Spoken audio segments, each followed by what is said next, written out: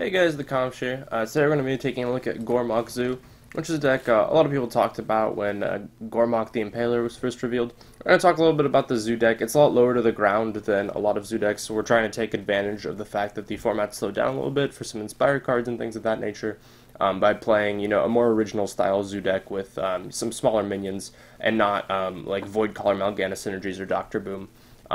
We might put Dr. Boom back in later. I mean, it is fine with Gormok, although if your Dr. Boom's surviving and so are the bombs, you're probably fine anyway. Talk a little bit about the card choices and what they do, and then let's play some games.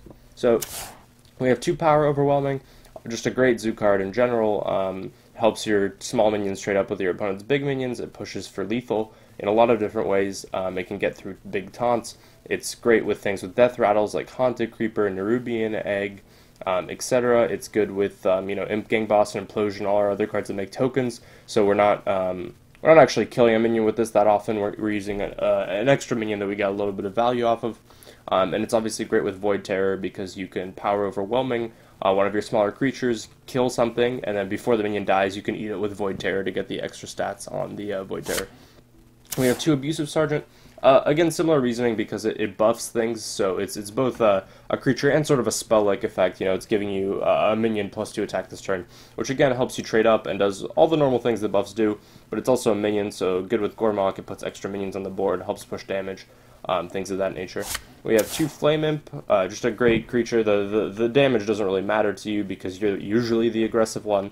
Against Face Hunter, it's not great, but you have a 1-mana 3/2 that can trade with their 1 and 2 drops. And there's not that much Face Hunter lately anyway. And then you have a 3/2, which is just great, and it's one of the best 1-drops in the game. Part of the reason that Zoo is such a great deck. We have 2 Voidwalker.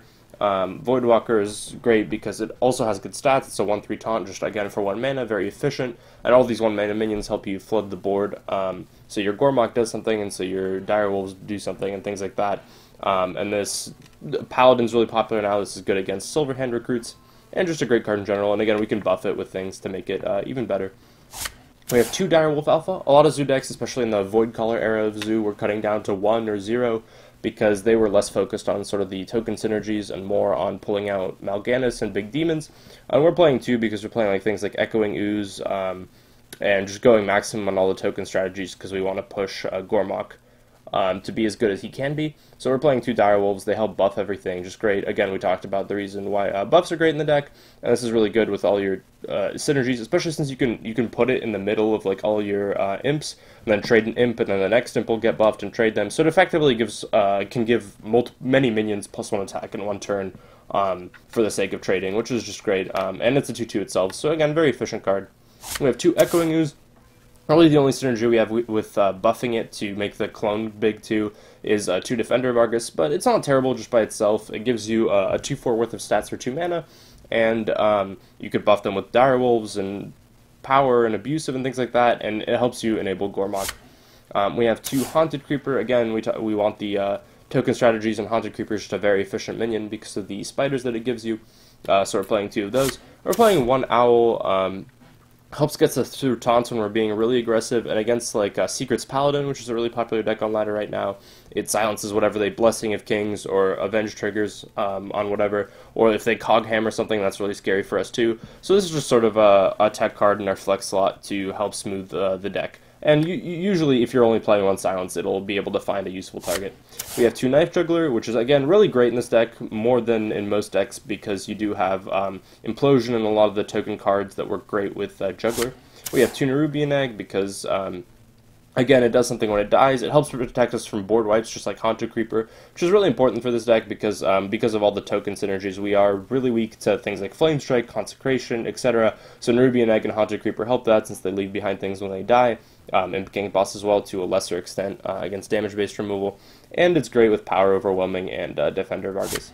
We have 2 Imp Boss. This creates 1/1 imps, so again, really helps our strategy of flooding the board with small minions to enable our Gormok and other things like that, Direwolf. And this is just a very efficiently costed minion. We do have the 1 Void Terror, like we talked about. 2 Implosion, this card's great. It deals with opposing minions, gives us imps, which we can often get more value out of than just 1/1s. There's a little bit of RNG aspect to it, but You know, a lot of the time you're happy if it hits for 3, and even in the worst case scenario, it's usually fine. So I'm playing 2 of those. 2 Defender Vargas because it buffs all our small things, and some things are extra good to buff, like Echoing Ooze or Nerubian Egg. And again, a deck where we usually have a lot of small minions on the board, something that buffs them up and as a body by itself too is really strong.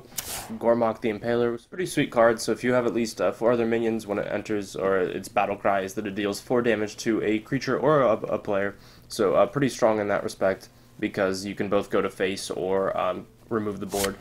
We have 2 Doom Guards, just because this is our finisher, it helps push damage, it's also really efficiently costed, and it's not too hard to dump our hand in this deck, especially in the Voidcaller Zoo deck. If you didn't pull Doom Guard of Voidcaller, it was a little bit awkward, because you had like Dr. Boom and Mal'Ganis and high curve stuff sitting in your hand. In this deck, we can dump all our hand before turn 5, other than Doom Guards and Lothebs, so it's pretty easy not to discard anything too meaningful with Doom Guard. And finally, we have Lotheb, which is just a great Zoo card, because it's a 5-mana 5/5 that protects your minions from a board wipe for a turn, and just helps you close out the game, and also it's a very efficiently costed minion and a good top end. So that's the deck. Now we... Oh, what is this? No. Ew.